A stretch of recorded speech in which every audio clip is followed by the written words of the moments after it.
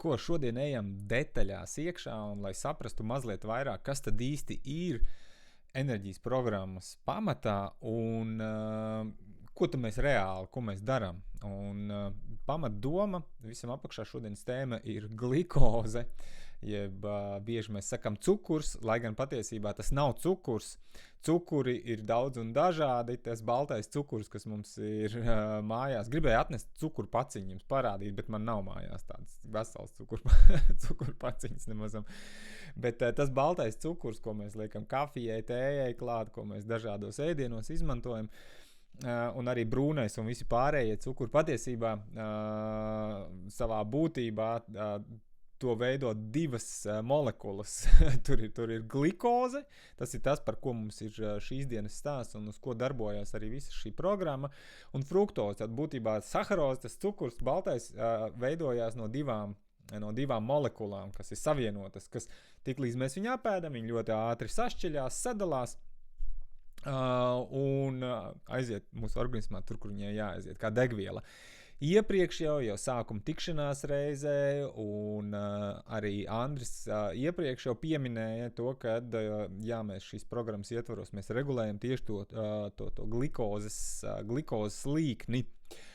Šobrīd jūs jau esat saņēmuši to dokumentu, kur tad ir arī tā glikozes līkne smuki parādīta. Un par ko tad ir stāsts, ko tad mēs īsti darām un kas ir mūsu mērķis, ko mēs ar šo programmu, ko mēs cenšamies panākt, un pats galvenais, kāpēc jums tas ir vērtīgi saprast, kādēļ mēs to darām, un tādā veidā nepieļaut kaut kādas, varbūt, es neteikšu kļūdas, bet kādu grābekli, kur mēs uzkāpjam virsū un dabūnam papieri varbūt. Un viena no šīm lietām ir tas, ka mēs veidojot nepareizas attiecības ar mūsu uzturu, mēs izdarām tā, ka šī līkne, to, ko jūs redzat šeit, ir tā sarkanā, ka viņa aiziet, kad ir augsts un ir zems. Tas, ko mēs gribam caur programmu panākt, lai glikozes līmenis asinīs var izmērīt dažādos veidos, pēc brīža parādīšu, bet mēs gribam, lai glikozes līmenis asinīs mums būtu šajā zaļajā zonā. Tas ir tas optimālais variants. Šajā gadījumā mūsu organisms izmanto glikozi enerģijai.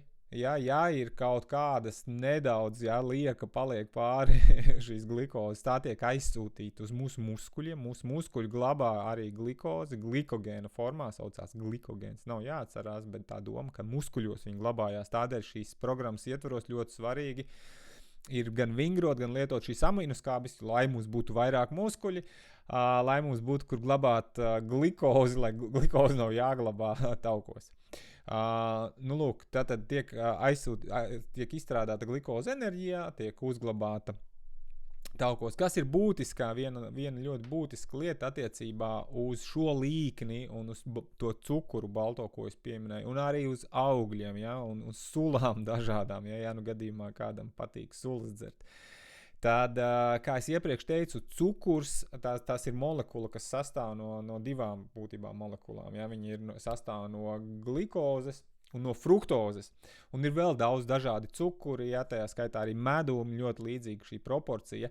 Kas ir būtiski, kad fruktoze, kas ir cukuru sastāvā, arī viņi neparādās šajā glikozes līknē. Mēs principā neredzam īsti, kas ar viņu notiek. Nav pat tādu reālu vienkāršu testu, kādā veidā to nomērīt, bet ar fruktozi ir patiesībā vēl sliktāk, jo viņa enerģijā nekad pa taisno neaiziet. Viņa primāri no sākuma tiek saglabāta taukos, un tas ir patiesībā ļoti bīstami, it sevišķi cilvēkiem, kas ārkārtīgi varbūt aizraujās tur ar sulām, kaut kādām, ar augļiem, kur ir daudz šīs fruktozes, tad jūs riskējat to, ko jums uzkrājās tauki. Un, kas ir interesanti, kad tauki ļoti bieži tieši no fruktozes primāri uzkrājās uz iekšējiem orgāniem, uz aknām, tā saucamās alkoholiķu aknas. Ko tas nozīmē? Tas nozīmē, ka arī tāds kaulu kambars kā es, man var būt problēmas ar taukiem, tikai viņi nav uz āru redzami, un kas ilgtermiņā ir ļoti negatīvi ietekmē mūsu veselību. Tāpēc numur viens lieta, par ko atcerēties, paturiet prātā, esat ļoti, ļoti apzināti un uzmanīgi ar augļu lietošanu. Sulām vispār daudz dzirdēsiet, kad patiesībā pat neiesaka sulas lietot. Ko mēs darām ar programmu? Atgriežamies pie glikozes. Mēs regulējam tieši šo glikozes slīkni. Kā jūs redzat šeit, tad mēs gribam šo zaļo. Kas notiek tajā brīdī, kad glikozes līmenis ir par augstu? Ja, kad glikozes līmenis ir par augstu šajā augšējā zonā, tas ir tas brīdis, kad mums no vienas puses mums varbūt liekas, ka mums ir daudz enerģijas, bet par to enerģiju runājot, patiesībā jāņem vērā, ka ļoti daudzos gadījumos tas var būt pašapmāns, enerģijas jums varbūt, ka nav vairāk objektīvi, ja jūs organisms to enerģiju grūž šobrīd pārstrādā aktīvi taukos, bet jums ļoti bieži ir tā, ka šajā brīdī izdalās dopamīns, kas ir enerģijas, motivācijas hormons, ja, ka jums liekas un gribas iet kaut ko darīt, un jums it kā liekas, ka jums enerģijas ir vairāk tādēļ. Ar to ir ārkārtīgi uzmanīgi, mēs negribam būt šeit. Otra lieta, kas šeit ir, tad, kad ir šie pīķi, kad ir ļoti augsts jau šīs cukuru līmenis asinīs, glikozes līmenis asinīs, būsim precīzi, tad šis ir tas brīdis, kad iestājas ļoti bieži tas, ko latviski sauc vate galvā, ja, kā Andris iepriekš teica, mēdz to saukt arī angliski par brain fog, ja, tas mākonis, vai arī, ja jūs ilgāk neesat ēduši, varbūt esat ievērojuši, kad kārtīgi maltīt pēdot, ka pēc tam ir tā sajūta, ka, kad galva pat reizēm pat reibst galva un gribās pagulēt. Tas ir tas brīdis, ko mēs negribam. Tas ir tas brīdis, kam bioloģiski patiesībā mums nevajadzētu viņam būt, ja mums ir veselīgas attiecības ar mūsu uzturu. Tas notiek šajā augšējā pusē. Kas notiek tālāk? Arī jau iepriekš tika minēts tajā brīdī, ka šis glikozes līmenis ļoti augsts, organisms nav muļķis. Viņš visas kalorijas, visu izmanto objektīvi, efektīvi un notiek pārstrāde uz taukiem, kā es minēju. Tas tiek realizēts ar insulīnu palīdzību. Insulīns ir atkal vēl viens no hormoniem, kas mūsu organismā darbojās, kas palīdz tikt galā ar augstu glikozes līmeni. Un šajā gadījumā insulīns visbiežāk un parasti tiek saražots vairāk nekā, jo ir problēma un viņi ļoti ātri jārisina. Iedomājieties, ja māja tiek ugunsgrēks, māja tiek dzēst, viņi tiek piegāsta ar ūdeni. Tas ir tas, kas notiek. Ja šeit mums ir ugunsgrēks, organisms dzēš mums uguni, tas, kas notiek mūsu organismā. Un rezultātā mēs pielējam māju ar ūdeni. Viņa uguns ir nodzēsta, bet ir nākamā problēma. Mūsu mājā paliek augsta un neomalīgi dzīvo, tāpēc, ka tur ir slapš, tāpēc, ka ir pieliec ar ūdeni. Šis ir šī tā situācija, kad ir tas zemais enerģijas līmenis. Ja? Kad jums liekas, ka jums vajag pagulēt nevis tāpēc, kad ir makons un vata galvā, ja? Bet tāpēc, ka jums nav enerģijas, jums nav spēka, ja? Jums ir izsīkums. Šajā brīdī rodas izsalkums. Ļoti bieži, bet atkal tas nav objektīvs izsalkums, tā ir sajūta par to, ka vajag kaut ko apēst, jo ir zems glikozes līmenis. Viens no veidiem, kā organisms regulē un saprot to, ka jūs esat izsalcis, ir tieši pēc glikozes līmeņa, bet problēma ir kur? Kā tajā brīdī, kad organisms jūsu tika dizainēts daudzus miljonus gadus iepriekš, glikoze un cukurs un saldās lietas nebija tik pieejamas. Un jūsu organisms vienkārši nav gatavs tam, kad tas ir viltus signāls. Jūsu organismam ļoti iespējams pietiek visas uzturvielas, jums pietiek olbaltumvielas, tauki.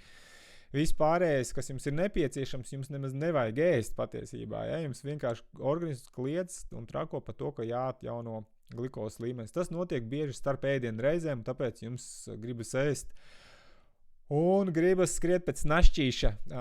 Par laimi enerģijas programmā šis ir paredzēts, mums ir batoniņi, mums ir enerģija šeiki, ar ko mēs nekaitīgā veidā varam atgriezt, ja, atpakaļ arī savā ziņā būtībā to mazliet tā kā apmānīt organismu, nokļūt tajā zaļajā zonā, neiet sarkanajā zonā un mēģināt izrullēt, tā teikt, to dienu veiksmīgi cauri. Lūk, tas ir tās lietas, ar ko mums jārēķina. Ko tad mēs visā šajā varam darīt un kādēļ tik liela nozīme ir patiesībā tai enerģijas programmai? Numur viens, kas ir ļoti būtiski, tad jūs jau dzirdējāt par šķīvi principu, ja, kā mēs kombinējam šo maltīti. Ja nē, tad noskatieties vēlreiz iepriekšējo video, apskatieties pieejamos dokumentos un failos, un vēl informācija par šo sekos arī tālāk.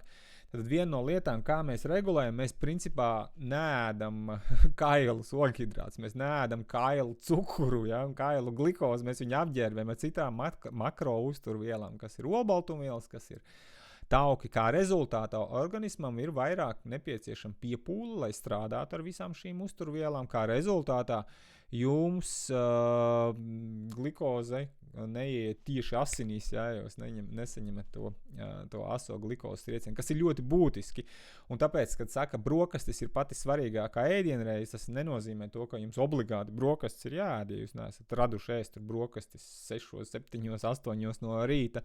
Man brokastis ir 1:00 vai 2:00. Jau šo video filmēšanas brīdi, dotajā brīdī ir 12:00 ir pāri, un es vēl neesmu ēdis neko, esmu padzēris kafiju tikai. Lūk, brokasti, bet neskatoties uz to, brokastis ir svarīgākā ēdienreize, kas ir jāievēro, un jāievēro tieši, ko jūs ēdat tajās brokastīs. Ļoti liela kļūda būs sākt ar glikozes līmeni izraisošiem produktiem. Ja? Un šeit es gribu piebilst to, ka ne tikai cukurs, ne tikai augļi būs tas, kas jums izraisīs šo glikozes svārstību. Maz pārsteigums, maize, varbūt kādam ir pārsteigums, bet kādam varbūt ne, arī rupmaize. Lēnāk, bet tāpat izraisīs, radīs to efektu, kad jūsu glikozes līmenis asinīs paaugstinās. Tādēļ sekojiet tālāk visai informācijai par šķīvi, jautājiet mūsu ekspertiem par to, kādā veidā sakomplektēt to šķīvi, tās brokastis veidot, lai glikozes līmenis netiek ietekmēts tik ļoti. Otra lieta, ko ļoti bieži cilvēki nenojauš, ir piens. Ja?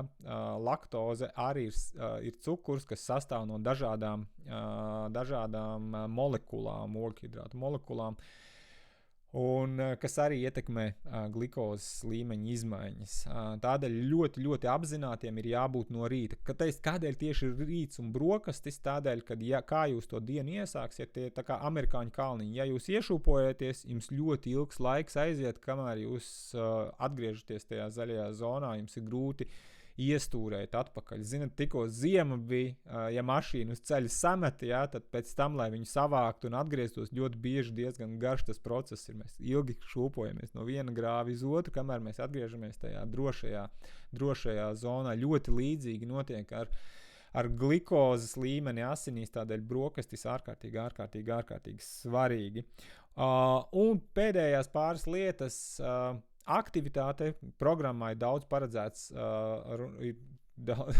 ir pavaredzēta vieta aktivitātei, ja mēs skaitam soļus, kas nav standartā šajā programmā iekšā, ko mēs esam pielikuši, vienkārši paņēmuši klāt, redzot, ka tas dod ļoti lielu un ļoti labu efektu.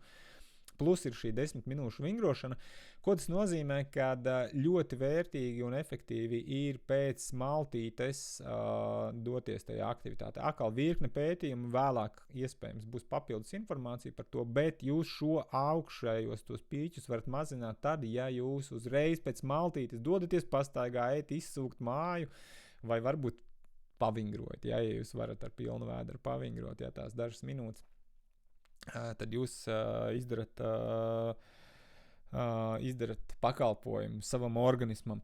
Nu, lūk, tāds īss ieskats par to, kas tad ir viss šīs enerģijas programmas pamatā. Atcerieties, mēs regulējam glikozes līmeni asinīs. Ja nepieciešams, noskatieties vēlreiz šo pašu video. Ja nepieciešams, jautājiet jautājums tam cilvēkam, kas ir jūsu mentors šobrīd šajā programmā, ar ko jūs konsultēties, ar ko jūs runājat. Es varu to ēst, es nevaru ēst. Man garšo tur tā maize, ko man darīt? Kā man viņu ēst. Man patīk tas, man negaršo šitas, man garšo šitas, vai tiešām pienu nevar, ko man tagad darīt, nedzert kafiju ar pienu no rīta, ja?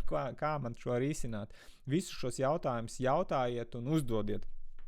Solīju par glikozes aparātiem, par glikozes līmeni, tad glikozi asinīs var mērīt ar dažādām ierīcēm. Šobrīd šī ir tāda vecmodīga un patiesībā nedārga ierīce, kad ir tāds duramais pirkstā, ir ieduramais un var pamērīt, kam ir interese, var vai nu iegādāties.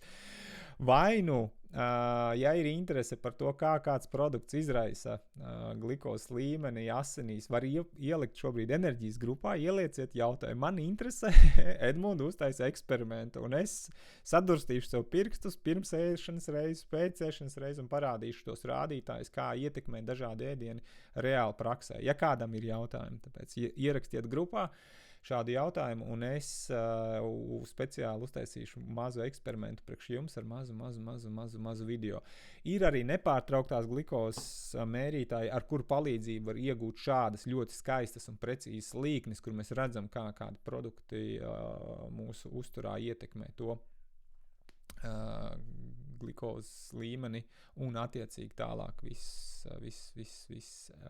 ar to saistītos jautājumus attiecībā uz enerģiju, uz veselību un visu pārējo. Tāpēc, tas šobrīd viss. Ja tev ir jautājumi, ja tev ir kāda vērtīga atziņa, arī to šobrīd var ielikt kopējā enerģijas grupā, padalīties, ko esi iemācījies no šī video. Un es tiešām ceru, ka šis tev bija noderīgi.